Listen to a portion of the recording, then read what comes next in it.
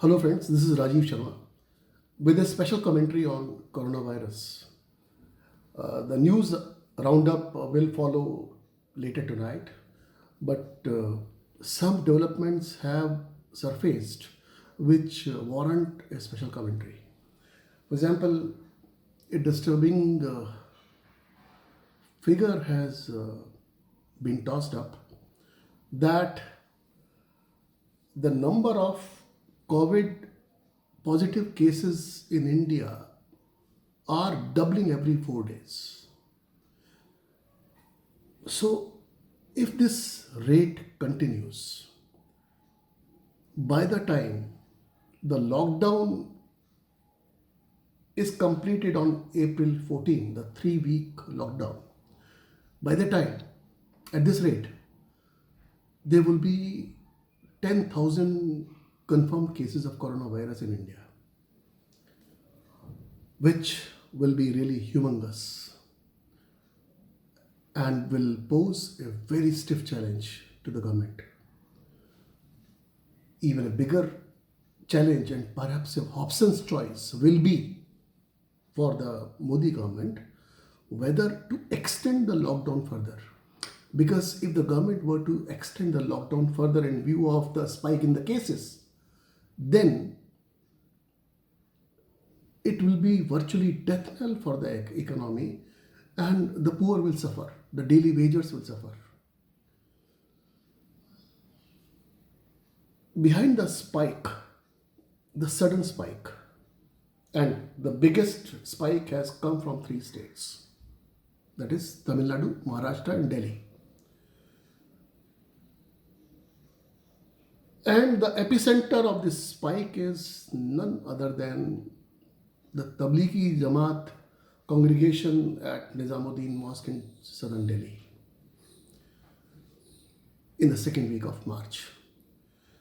Now, this was an event which was very badly botched up by everybody, be it center, be it the Delhi government. Let's consider the dates. But before that, as of now, 400 people have been hospitalized, largely because of this Nizamuddin event in Delhi alone. And out of those 400, 10 people have died. And these are the figures pertaining to the Nizamuddin Mosque event alone and from Delhi alone. Now, the center has come up with a startling information that after that event, the persons went to so many states and went back to their respective countries also, and they may have infected 9,000 people. In fact, the government is looking for 9,000 people. Out of them, 1,300 are foreigners, for which the government of India is contacting the respective embassies. Now, the to be traced people are the rest, that is 7,700. This is a big, huge task, and we don't know whether the authorities, the central and the state authorities will really succeed or whether they will end up with a dead end. Now, consider the dates I was referring to, leading up to the Nizamuddin congregation of Tablighi Jamaat. First relevant date is 6th of March.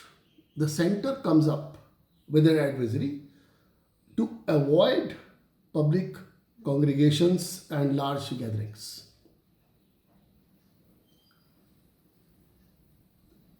A week later, the Union Health Ministry opines that it does not consider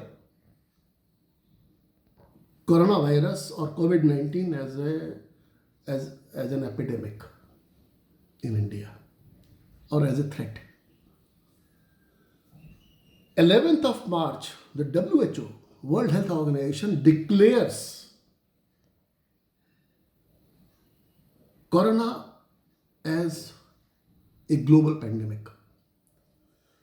Now, this is really baffles that the health ministry, the Union Health Ministry's consideration of not treating corona as a threat in India, that too after WHO had already opined, designated as a global threat, global pandemic. And 13th of March, the government of Delhi administration, the Delhi government comes up with an order with placing a ban of a gathering of more than 200 people. It's another matter that the Tablighi Jamaat congregation at Nizamuddin Mosque was attended by over 2,000 people. After that, the main event was held from 13th of March to 15th of March. Now, having said that, this is something extremely disturbing. At stake, as far as India is concerned, or apart from the health infrastructure, what is being tested is the health infrastructure and the governance. But there are two bigger challenges, the big picture challenges, the two big tests for India as a nation. One, that India is a democracy, and two, the center-state relations. These will be tested severely. As of now, there have not been, mercifully, not many political brickbats exchanged between the government and the opposition. But the need of the hour is that all parties, cutting across party lines, they appear on the same page and they combat the menace together. Now, this is something easier said than done. We will wait and watch how the government of India and the various state governments and union territories administrations fight this menace together. We'll come up later tonight with the news roundup. Until then, goodbye.